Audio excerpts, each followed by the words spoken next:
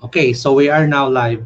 Guys, welcome back to another episode of Kherk Roldan SEO Show. This is the show for SEO, e-commerce, and digital marketing. Kherk Roldan SEO Show was launched to deliver high-quality insights, best advice, and tips from the top experts to the community. So in today's episode, we have Mads Singers. Thank you so much, Mads, for having time for this interview. I appreciate it. All the viewers appreciate it. It is a pleasure and honor to be speaking with you right now. So before we start with our interview, and for those who don't know Mads yet, Mads is a management coach for 7 years now and coach people in large organizations such as Shell, Coca-Cola, Xerox, and IBM, and also work with entrepreneurs in small companies. So, Mads, I know a lot of people ask you already, but I'm curious. Can you tell us about what you do? Yeah, so definitely can. So yeah, as you mentioned, management coaching, like I work with a lot of companies, primarily US and Europe and a few Australian clients, but really help them, how to manage people well, because the challenge is like, particularly in Asia, if you take it as an example, you have a lot of this leadership that's just like, shut up, never criticize your boss, like just do what you're told. And like, that's obviously a horrible way to get good results out of your staff, right? Right. So basically teaching people good management and making sure that, company owners can grow their business. A lot of the time, the biggest challenge business owners have from growing their business is really being able to manage their staff well and getting the most out of the staff. Yeah. Because even if you have a lot of staff, if they're not doing what they're supposed to be doing, if they're not doing good work, then your company is never going to grow. So that's really my sort of core focus, and that's what I do that I find most fun, if you will. Okay, so how did you start as a management coach? Well, I worked corporately in Xerox and IBM Wow. for many years, and I basically, throughout that employment, I basically started coaching people outside work, because I was very, very passionate about management and so on. Okay. And coaching people outside, like at some point, I realized that I could make a bigger difference in the world by, doing this as an entrepreneur and doing this as in my own business rather than only doing it part time beside my already 80 hours a week work. Right. Yeah. So that's what I did, and that was very, very good. And Sounds I, interesting. So I was blown away after knowing you work with Shell, Coca-Cola, IBM, Xerox. Can you please share to us how you help them, by the way? yeah, I mean, and generally it's working. So obviously IBM and Xerox, I've worked in those businesses, right? Shell and Coca-Cola and so on. Basically, I was coaching managers that work there and helping those guys become better at management, right? So that's basically what I do most of. Okay. And also, I'm curious, what's the most exciting or rewarding part of your coaching job? For me, it's seeing companies grow, right? I mean, I fundamentally believe that there's a lot of problems in this world, all the time, and there always will be. But I think the biggest challenge is the challenge of fulfilling jobs. I think if we can generate more jobs and make sure more people have jobs, that will solve a lot of problems, because most challenges, the way I see it at least, tend to come from people not being employed, not being able to get work, not having financial resources to take care of themselves and their own needs. And I think, I mean, in the US, for example, we've seen like a lot of trouble and a lot of sort of complaints and all this stuff. And I think, again, fundamentally, if there is enough jobs for most people, those problems will be significantly less, right? So I fundamentally believe that my core focus is really helping people generate businesses that create more jobs, because that is fundamentally going to make the world a better place. So that's that's how I look at it. Generate businesses that create more jobs, because that is fundamentally going to make the world a better place. Yeah, so guys, I know you have a lot of questions to Mads. Please drop it in the comment section below. And I'm a bit curious about your process. So, how do you get started with a new client? Yeah, I mean, the fundamental. Here's one thing. When you're a business owner, most business owners tend to look at like famous people. They're like, oh, I want to be like Steve Jobs or Elon Musk or some of these people. Now, the problem is if you're trying to mirror the behavior and the attitude of someone that's not like you All right. will absolutely never be successful. Okay. Because as an individual, right, it's the same when it comes to jobs, to be honest with you. But as an individual, the way you become successful is learning how you can do things your way, how you can put yourself in a situation where you use your strength to get the best out, right? Because fundamentally, we all have natural behaviors. We all have strengths and weaknesses that we are born with, and you know typically in school, people are always like, oh, I suck at math. Let me spend all my energy on math. But really, what you want to do in life is the total opposite. You want to figure out what are the things you suck at, and then don't spend very much time and focus on those. But you want to figure out what are the things you're really, really good at, and then you want to basically invest your time and effort into those things, because that's what's going to make a difference to you as an individual throughout your life, right?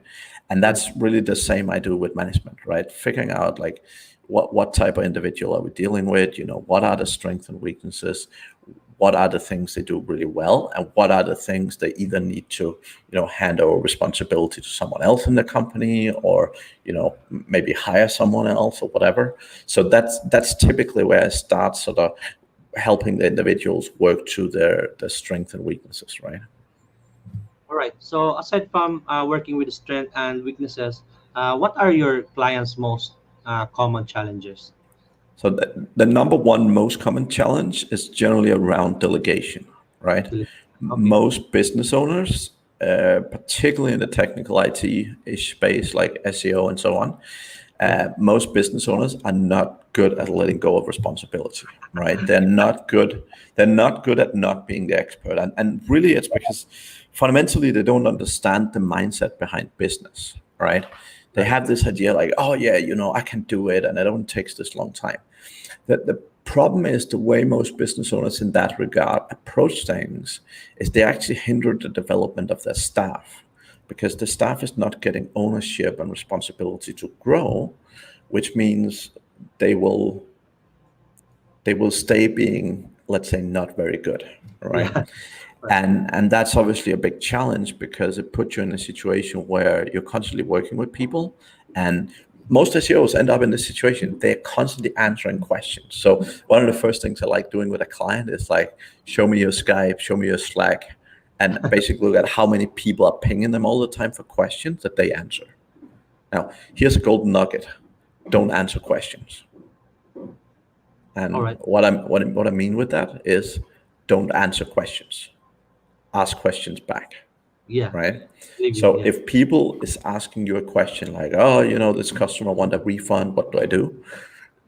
You don't want to say yes or no, right? Because every time you answer a question, you build a mental process in that employee's head that every time I have this problem, go ask boss man, right? And what that will mean is like every day you get a ton of questions. Your whole day will be ruined because you're constantly interrupted by questions, and you're not being effective, and they're not being effective, right? So basically learning to ask them questions back, like, SEO wise, if someone's like, hey boss, is this a good backlink? It's like, what do you think, right? Do you think this would benefit our site? And because you need to make people think. If you don't make them think, you basically do the work for them. And the thing is, they don't learn. Like most business owners think, oh, well, if I answer the question, they'll learn from that. They don't. Yeah. The only one thing they learn is, next time I have this question, I'll go ask again, right? And people are like, why does this person keep asking the same questions? Well, because you're educating them to go ask you the question, right? So fundamentally is learn not to answer questions, but just ask questions back, so that the person actually learn and grow themselves, right? That's a simple gold nugget that a lot of business owners will really benefit significantly from, right? Wow. Wow. Wow. Okay. So you say you help PMs become better leaders. So is it true that leaders are naturally born, or can they No, be or coach? No, leaders generally are not naturally born. Typically, when you see someone and you say that's a natural born leader, most people are typically thinking about like assertive people who are pretty, outgoing, pretty naturally somewhat aggressive, and that's what people think about as a natural leader. Honestly, no matter what personality you have, you can learn to be a great leader. You can learn to be a very good manager, business owner, whatever. Management is a skill, just like SEO, right? Right. I would even say, personally, I mean, I love SEO and I love management, and I see a lot of correlations, right? Like when you work with people, it's a little bit like working with Google, right? It's like figuring out, what's the right thing to say to get the right result, right? Like with Google, you're manipulating like H1s and H2s and links and all this sort of stuff. But with people, it's about figuring out like, okay, what motivates this person? How do I get him or her to do the right thing? Um, you know, how do I coach them the best? What's the best way of working with this individual? And I really see a lot of correlation between management and SEO, because it is totally this game of constant work and constant looking for improvements, both in yourself, but also on your site or on your employees, right? And really, yeah, just learning and educating yourself. And fundamentally, I mean, the biggest problem in the industry when it comes to management is that people don't invest in it. Like you'll see in the Philippines, pretty much everyone that get promoted into a management position gets zero training, zero coaching, zero support, right?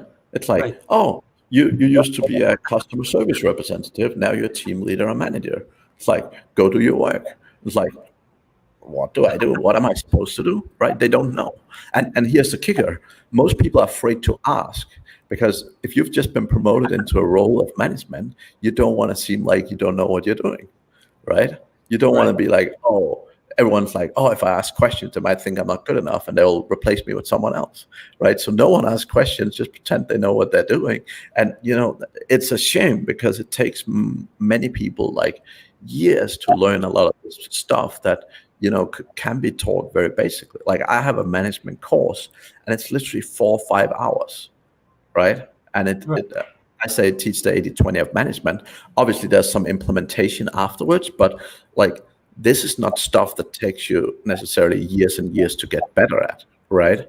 Right. Just like SEO, like most people are afraid of management. Most people's like, oh, I don't like managing people.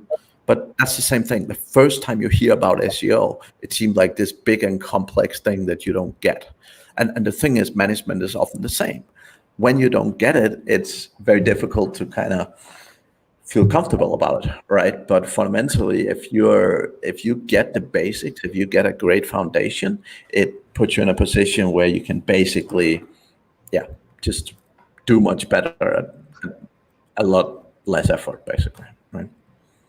Right. So one question here from my private group.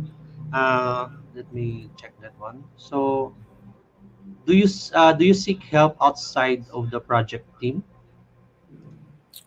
So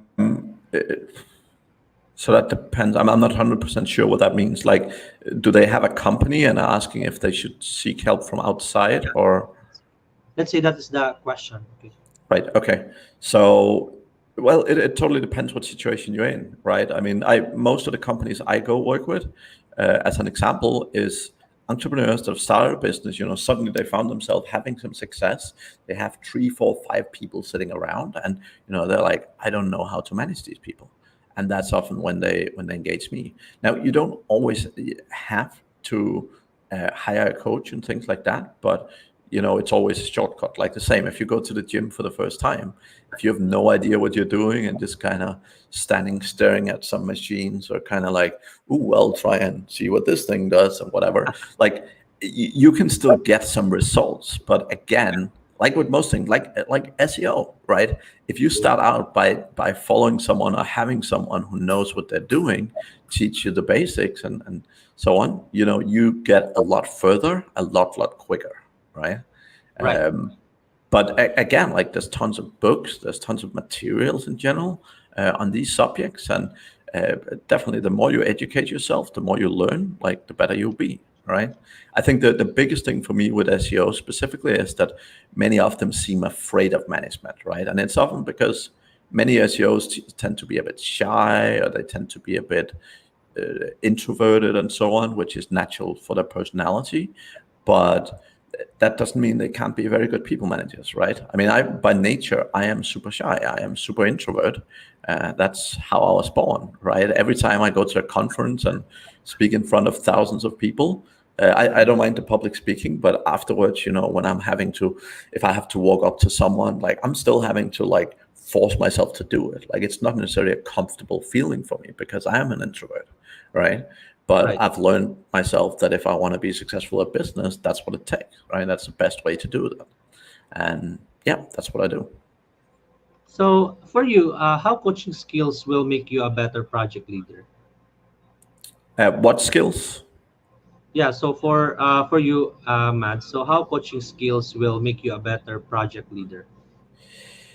Well, fundamentally, it's all about trial and error, right? It's all about experience. So the same with SEO, right? Like the way you become a great SEO, like you're not going to be a great SEO in 3 months because you haven't tried, right? Like there's only so much you can do in a short period of time. So if you want to be a big leader, a good leader, um, I mean, just like SEO, you want to practice. So you want to have people to lead. You can learn a lot of theory and all that, but until you're doing it, you'll only ever learn so much, right? So being a good leader is definitely about practicing. It's about, just like SEO, is focus on improvement. If you're like, oh, today I pissed off someone, and I have a staff member that's very unhappy, like, then think about it and like, okay, what could I do to improve? Let me go and search some information and say, hey, I had this situation today. What's the right thing to do? So just like SEO, it's about figuring out like what are the improvements you can make. And in the SEO world, we're all sitting and talking about how we can do things differently with Google. Whereas in management, it's like, oh, I had this situation, I said this to my employee, what could I have done differently? And just like with SEO, there's a lot of people with a lot of experience in management, right? Right. So does technology help or render project managers from being effective leaders? That depends how they use it. So generally, I would say it helps. I mean, if you go 20 years back where you had, well, if you go back to a point where you had no phones, obviously management was much more difficult. So definitely there's benefits from technology. I think the biggest um, challenge with technology is things like Facebook and so on, where a lot of companies are not using those well. They're not motivating their staff well to actually do the things they need them to do to be successful.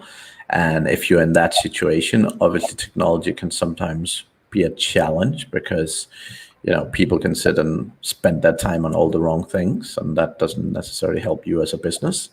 But fundamentally, I mean, there's so much technology that makes everything a lot easier, right? Like workflows, work processes, and so on is very important. And obviously, there's a ton of tools helping like automate and make many of those things significantly easier.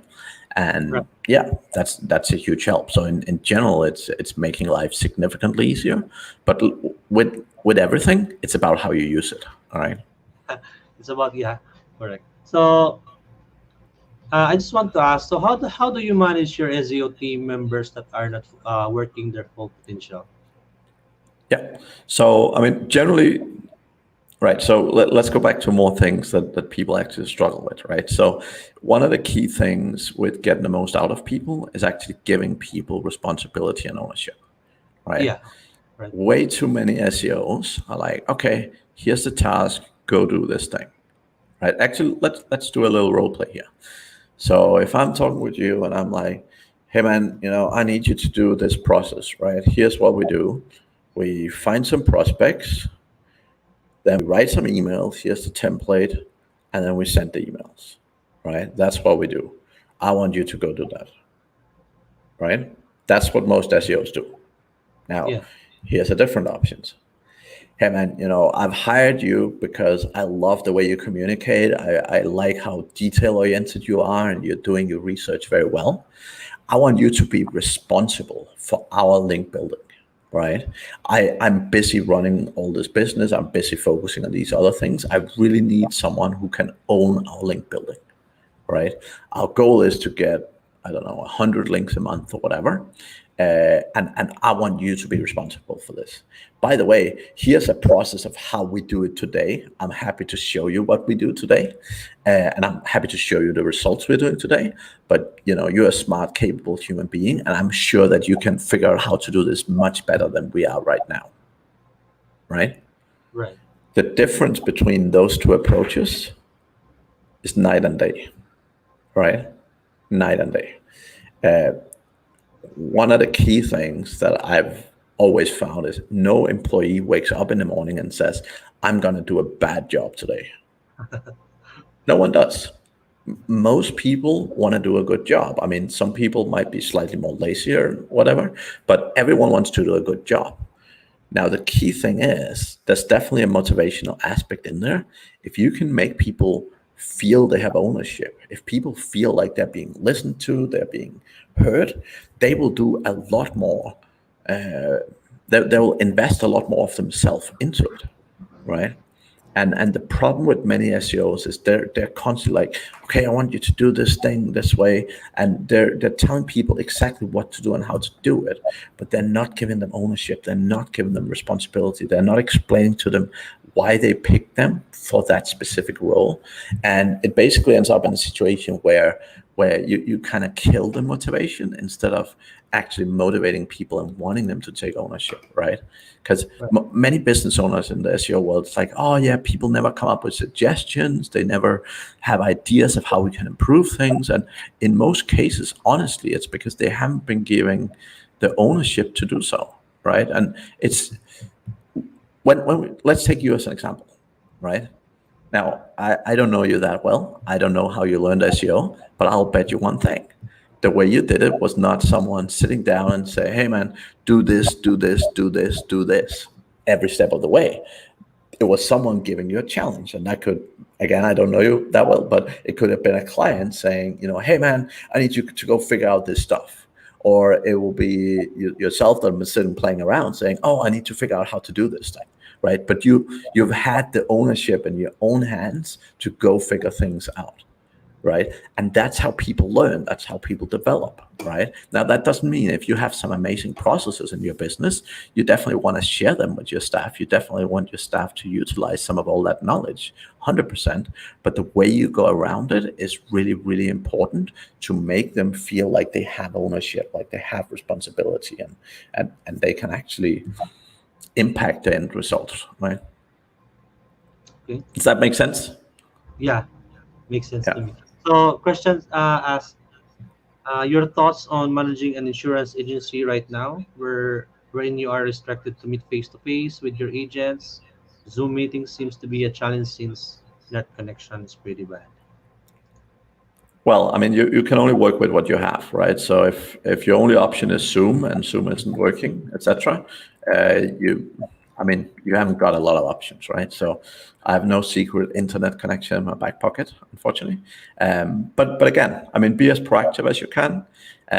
Sometimes the challenge is too many people at the time and so on. But really, the key thing is doing the effort, right? And really trying all you can to make the connection with your staff.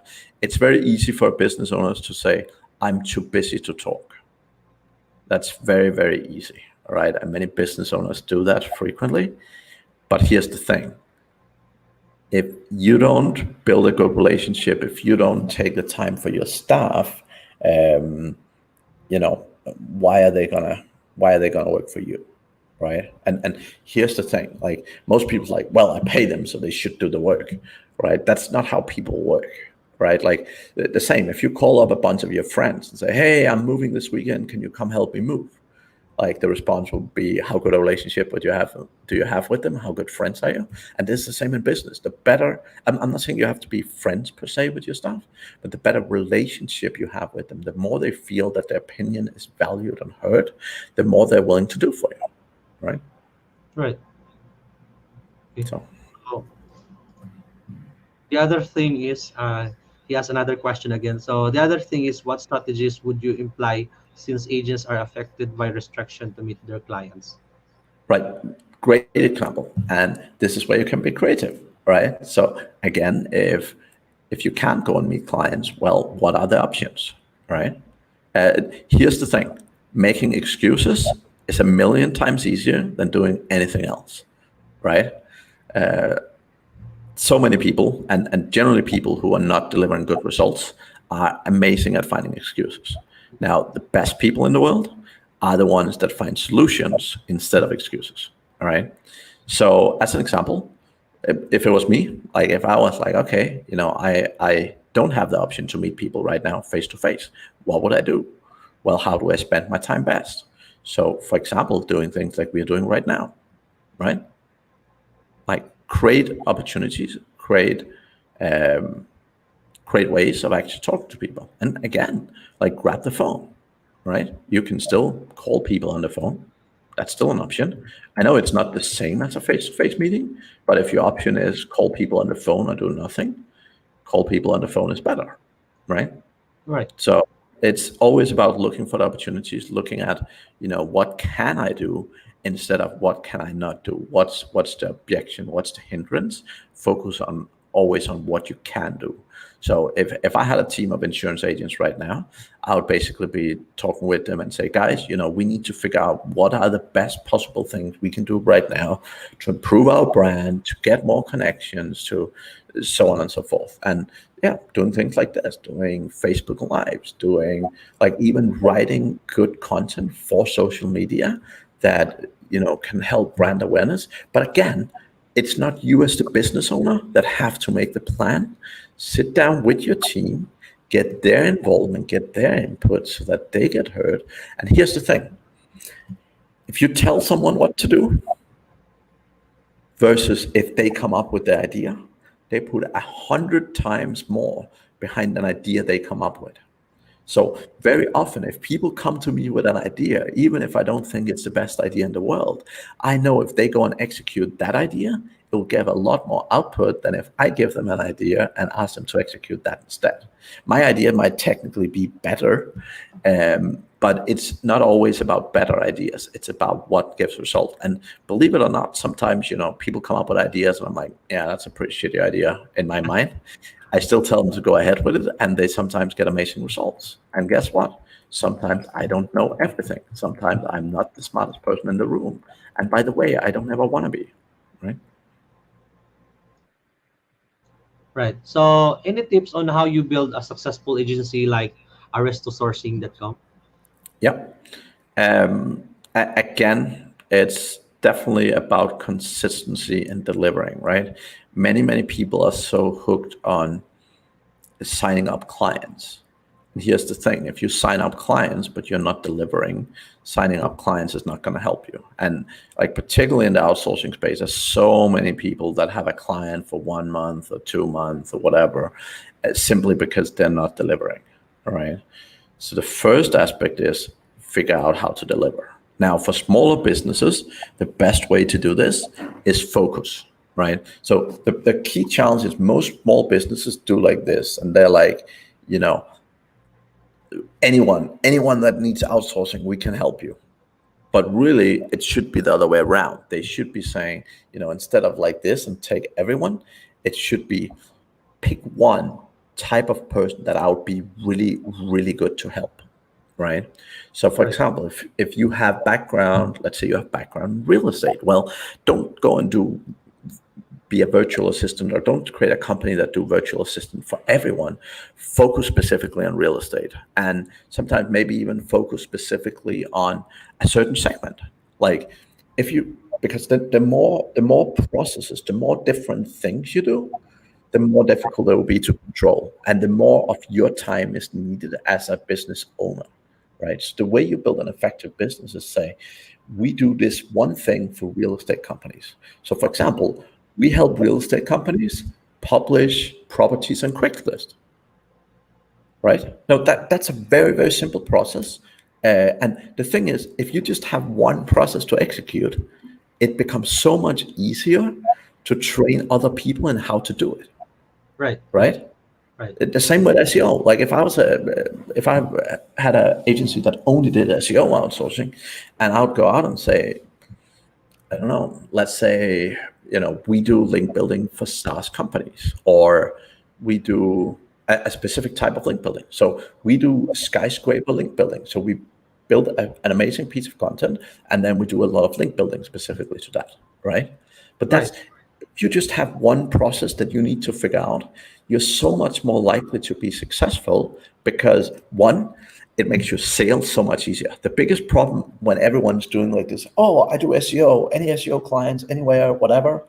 And you have an e-commerce client one day, a local SEO client the next day, an affiliate client, and it's all totally different process. You need to every time totally figure it out, right? And that's why the business owners that I talk to is often like, oh, I'm the only one that can do this, right? And I'm like, yep, because you haven't built a business. You've basically built yourself a glorified job.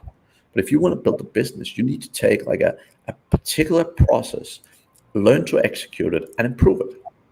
And here's the thing, when you know one process really well, marketing that is easy because you go on Facebook, you go on LinkedIn, and you say, we do this one thing. We do, I don't know, let's take the real estate example. Like we help real estate companies put their properties on Craigslist. That's what we do. And that's very, very simple. You can message all the real estate companies and they'll either be like, no, I don't need that. Or say, oh, we haven't looked at that before. Let me figure out what that is. But if you just have one process to execute, and that is the fastest way to grow a business because it enables you to become very good at it. It enables you to optimize it. Many times you can automate a lot of it.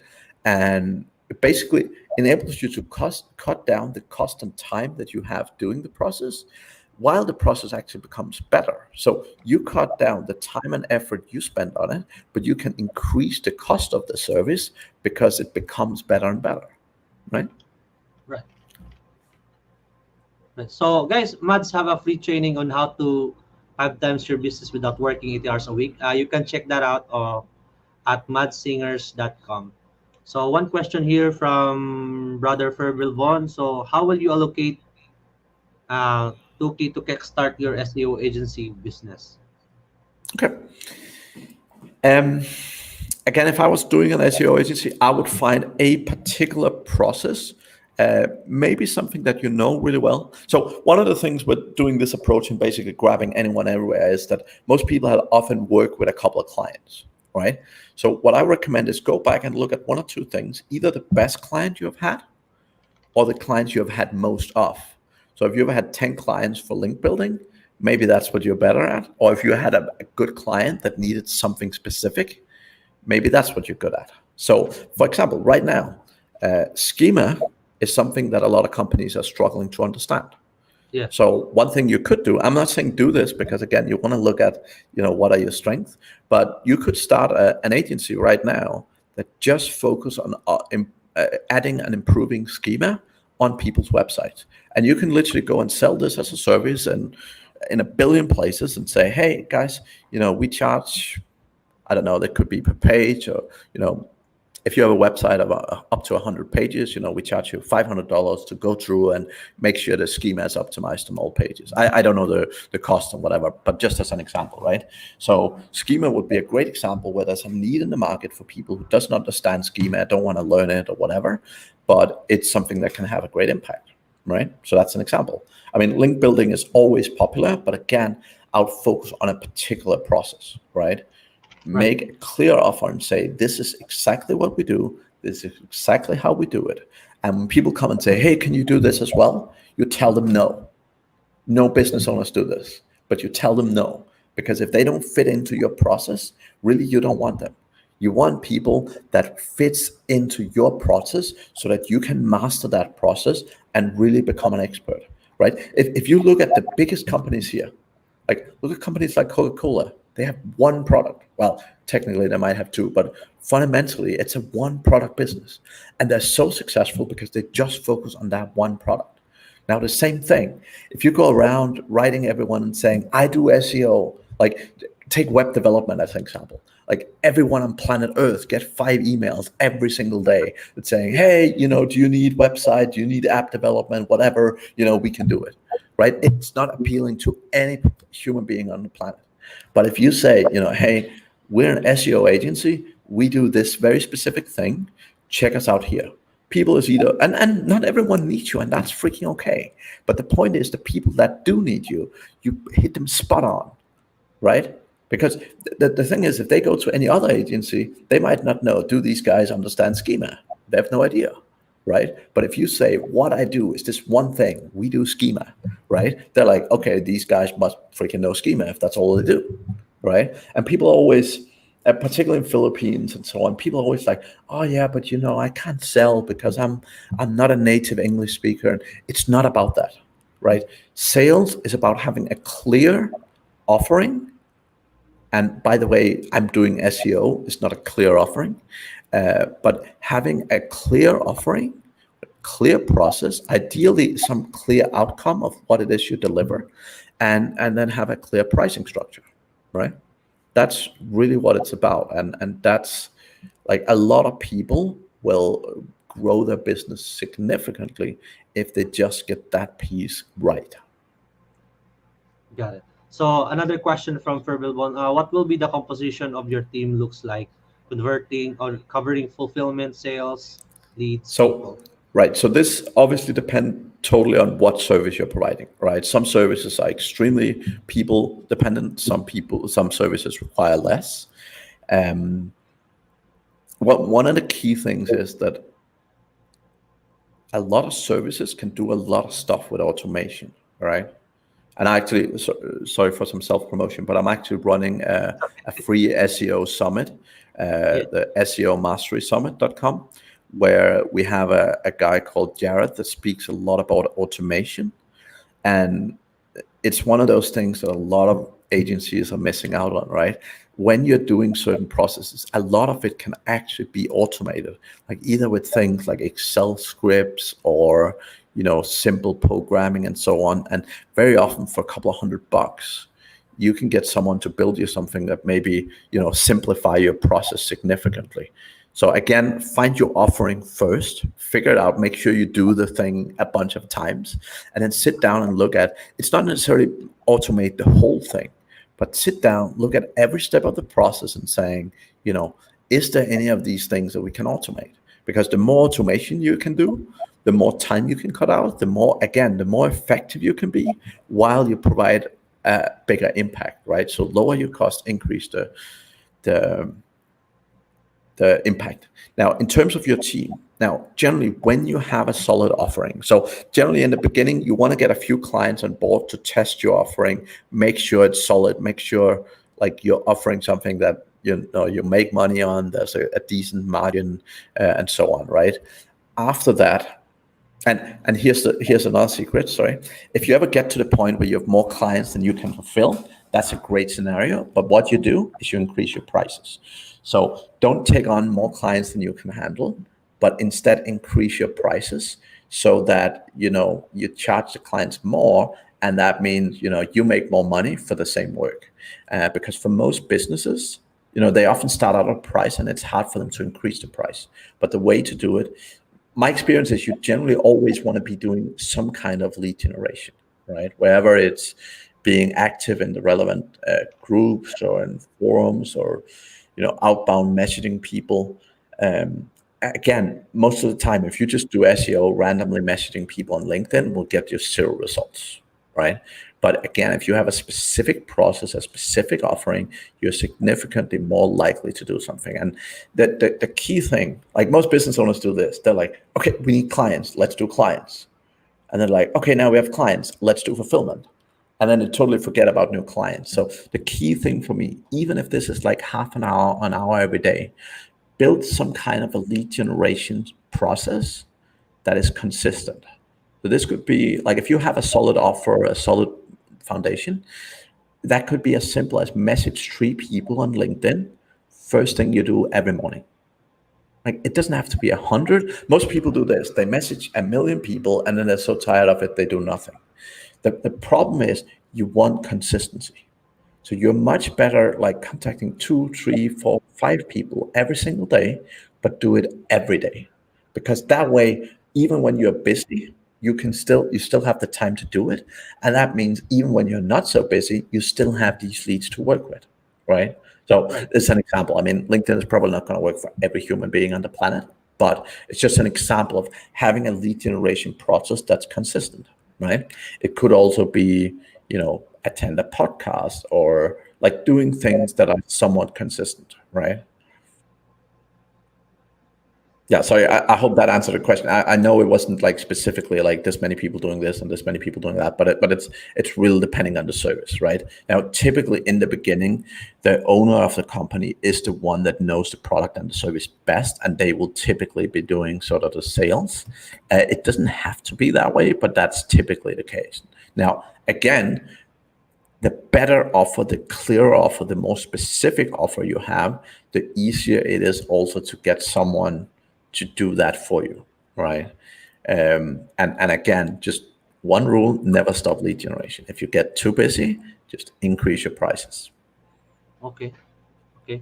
So a lot of people right now are busy in Lazada, Shopee, 1111, whatsoever. So yeah, guys, this is recorded, so you can check this out later. And Mans, do you have any tips about managing SEO clients' expectations? Yes, set clear expectations. So again, most people's like, yeah, I'm gonna do SEO, I'm gonna do this. The problem is most people focus on SEO, and here's the secret: no business owner on planet Earth give a shit about SEO. What they care about is making money, right? Right. SEOs are always talking about rankings and keywords and all this sort of stuff, traffic, and Right. clients don't care, right? Clients care about one thing, which is how many sales did we make? How many clients did we acquire, right? Now, the best thing you can do as an SEO is send a PowerPoint slide to your clients every month saying, you cost us this much money, you paid us this much money, we made you this much money, right? And if you don't know what that is, again, if you're doing a specific service that's not necessarily generating a ROI that way, fair enough, right? But if you're doing sort of the typical SEO service, if you're working with an e-commerce business, whatever, you want to send them that one slide, right? You want to know your impact from SEO standpoint. So you want to be able to track like what's the impact of you working with them. So you want to say, you paid me $1,000 this month and I made you 10,000. And that's all the business owner want. If they see that your work is getting them more sales, making them more money, they are generally happy in 95% of the case, right? So the key thing you want to do is make sure that you provide them that data. Now, here's the thing. Very, very few SEOs ever do this. But if you can say, you paid me 1,000, I made you 10,000. Are you ready to invest more money so I can make you more money, right? If Right. you can show this number and say, well, if you pay me one, you get 10, what about you pay me $2,000 or $3,000 a month and I'll make you maybe 20,000 or whatever, right? Most people would be happy to do that trade. But in most cases, it never happens because the SEOs are too focused on all the wrong metrics. They're too focused to talk with the business owners about things that aren't making a difference to the business owner and the business owner don't care about. Sounds great. So I'm curious about how do you deal when your team members overwhelmed or underperforming? So usually team members are overwhelmed when you don't have a solid, clear, specific process that you execute. That's the easiest way to get team members overwhelmed, right?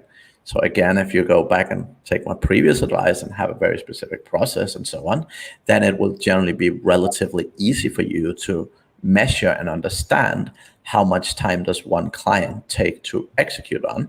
And when you know that, you know exactly how many team members you need to execute all the work that's there, which means you can, I mean, sometimes you'll always be busy, right? And there will always be cases where, you'll have more work to do. And that's what it is, right?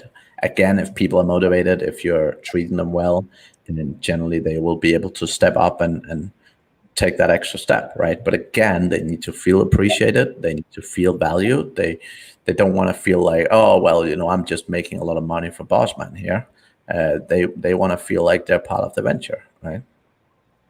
Yeah. Okay. So in regards to software or tools, what application do you recommend to manage a team?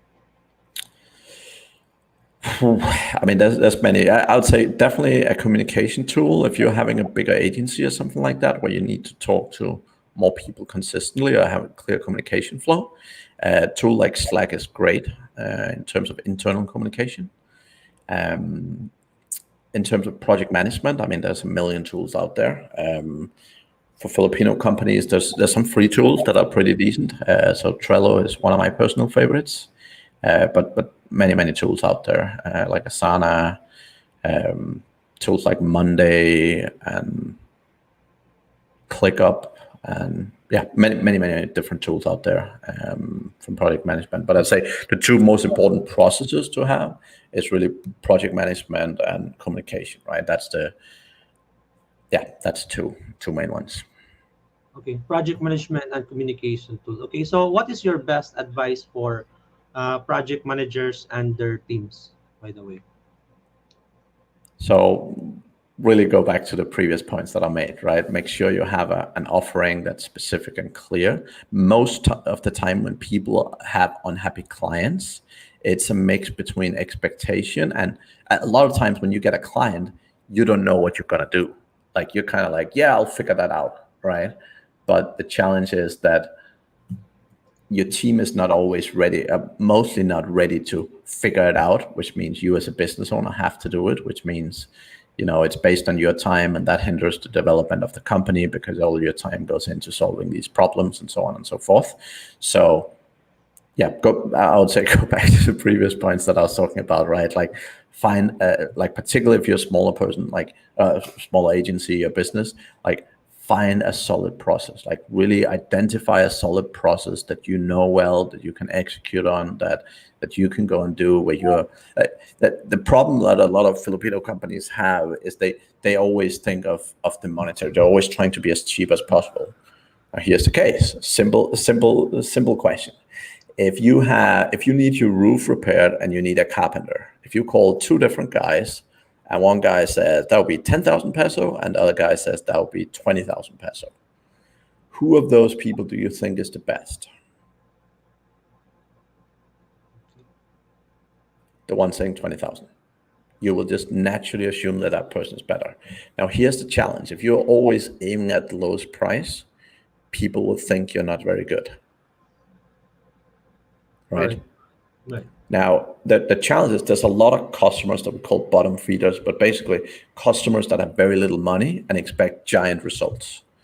They're the people with no money that always get the cheapest solutions. If you want the best client, you make sure you're a more premium product.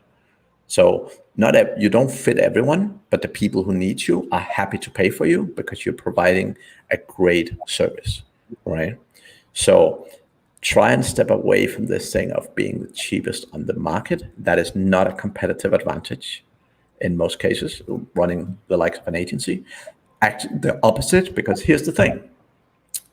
If you charge $1,000 a month for a client to do SEO, you don't want to spend more than $1,000 fulfilling it.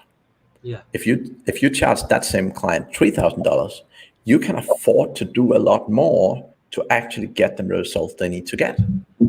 So the more money you charge, the more you can afford to do to get them the right result. But a lot of the time, the problem is when people are charging a few $100 or $500 a month, they can't afford to do very much to deliver the results. And therefore, they don't deliver the results, which means the customers are unhappy. Customers are not paying very much. They're also unhappy. Your business sucks. So learning to charge more. And again, if you do a specific service, it's so much easier to charge more because it's clear what you're getting, it's clear what you're doing. And the key thing is over time, your cost will always reduce because you get better and better and better at that particular process, that particular workflow, right? All right. So, Mads, I have an topic question or a topic question. What's your best SEO accomplishments? Maybe it's about the fastest keyword you rank or the hardest keyword you rank. Question: what does it help me to rank keywords?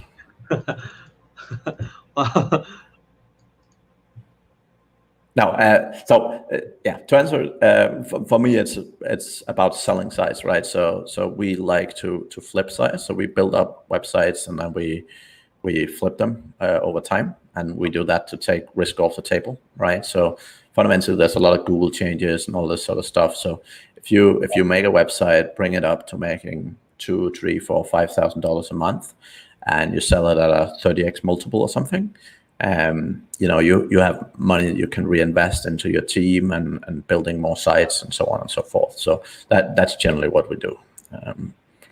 We've sold a couple of decent sized e-commerce businesses over the years, and that's been a lot of fun. But I love like sort of SEO with affiliate marketing websites. It's a long-term thing. Like, it's not something where you start today and you're making a ton of money next week. Like that, for me, that's something you do when you have a good cash flow, you have money to invest and so on. That's the time when you do that kind of business. But yeah, it's a very interesting business model, I feel. Okay, so Mans, tell us more about SEO Mastery Summit. Yeah, for sure. So basically, we have found more than 40 of some of my best friends and very good SEOs around the world. So people like Matt Diggity, Kyle Roof, Charles Float, and so on, that we are interviewing, that are doing presentations on various topics, and yeah, really bring a ton of up-to-date SEO knowledge out there. I think it's a great opportunity for some of you guys, particularly people who are in agencies or considering starting agencies, to listen to some of these speeches and find one of these processes. All right.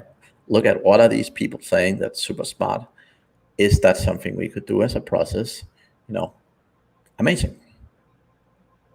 So yeah, generally the event is free to attend. So if you sign up on SEO Mastery Summit, you basically get a ticket for free as long as you watch it directly. So the event starts on November 30th. Again, you can also buy access to have access anywhere in the future. It doesn't cost that much money. But yeah, it's going to be one killer event. We have fantastic speakers, and it will be super informative. Okay, so guys, it's SEOmasterysummit.com. So another question here, Mads, from Ferville Bond. So about charging more, what are the qualifiers you're looking for prospects, clients who can afford premium services? Right. So the key thing with charging money is understanding what is the impact you're making. Okay. Most people always, like, again, as I said earlier, if a client is paying you $1,000 and you help them make 10,000, you're definitely not charging too much, right? If someone come and give me $10,000, I'll happily pay them $2,000, $3,000, $4,000 to do it. All right. Generally, in terms of qualifiers, fundamentally, what you're looking for is, again, people who fit your process, right? If you price right, and often people start at a lower price because you need to figure out your service and all that sort of stuff. But it's really about figuring out what's it worth to people. And sometimes you can look at competitors, see what they charge, and it's totally okay to look at what they're charging and charge something similar. But as I said, like, the way I love doing it is make sure that I constantly have lead generation running, and whenever that I have more clients than I can handle, I just up the price a little bit. So over time, you basically increase your prices. So you automatically get into this cycle where the better you get at the process, the more you increase your prices, the more money you make, and the bigger company you can grow. One of the key challenges that most people don't think about is when you charge, like, a lot of people's like, oh, I could live great on $500 a month, right? So I'll charge $500 a month and I can do this thing.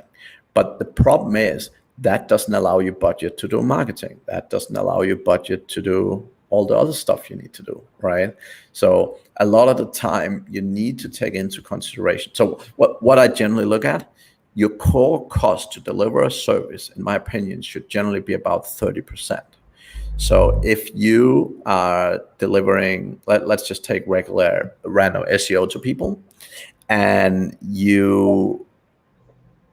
let's say you have one employee full-time working on a client and you pay them $500 a month. If that's the case, you would want to charge at least $1,500 for that service. And that's because you need a good chunk of cash for, like, marketing, for operations, for tools, for the ability to improve your process. You need profits, like, you actually need to make money too. and so on and so forth. And again, you need to have money to deal. Like, let's say, for example, you need to go and buy something unexpectedly. You need to invest more time. You need to do something to actually make sure you're providing a result for the clients.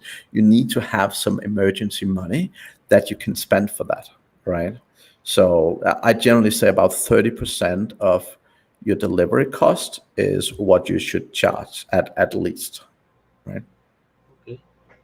So I have one last question, Mads. What is your advice for people who are struggling with hiring and training staff and growing their business? It goes back to the previous stuff. If you're trying to train someone in SEO in 2 months, you will always struggle, right? Again, if you have a very clear, very specific process, it makes it so much easier to train people. Again, hiring the right people is definitely a big thing, right? Now, there's a ton of stuff in terms of recruitment and so on. I think we could probably do a different live or a different webinar or something around recruitment specifically. But that's a huge topic, right? Generally, it's always look for attitude and mentality over skills any time of the day. Like I've hired someone who came in from a HR position just because she had an amazing attitude. Like, I've hired people who came in from totally not relevant jobs because the attitude and the mentality is great, right?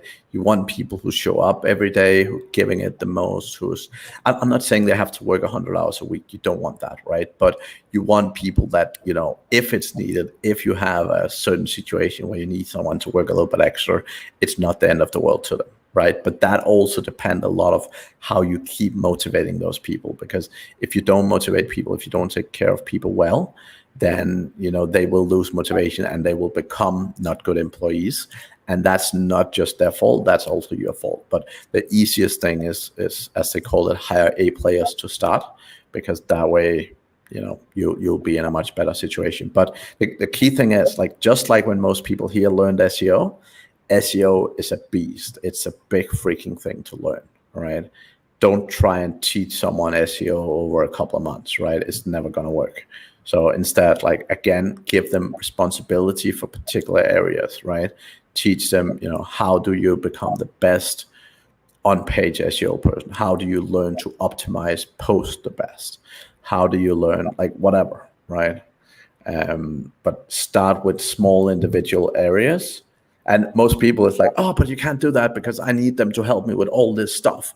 And the thing is, they're not going to be good at doing that from day one. Like, just like it took you ages to learn SEO, it will take them a while, right? So one thing at a time, and grow them from there, right? When they master that one thing, yes, then you can teach them something new. But your best bet, again, go back to my first point, have a relatively narrow process. Now, you don't need one person to necessarily understand and fulfill that full process. You could have different people, right?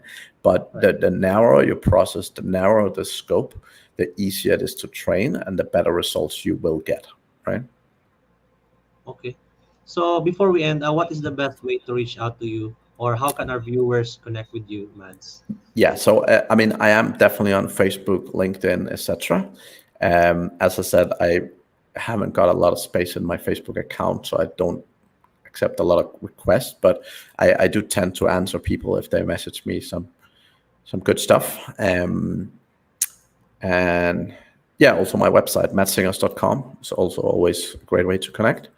And yeah, I do a ton of podcasts. I have my own podcast specifically around management. So again, if you want to learn more about people management, definitely a good place to take a listen. And yeah. Mads, thank you so much for being on the show. I really appreciate it, and of course for sharing your time with us. A lot of information, a lot of things to learn, and we really love it. So, guys, I hope you had a great time with Mads. That was a great and very informative interview, right? So, I'm hoping that you'd enjoy and I highly recommend you follow Mads' website at madsingers.com or search Mads Singers on YouTube. So, guys, see you soon for my next podcast. Thank you, Mads, for your Thank time. you. I Pleasure really being appreciate here. it. Okay.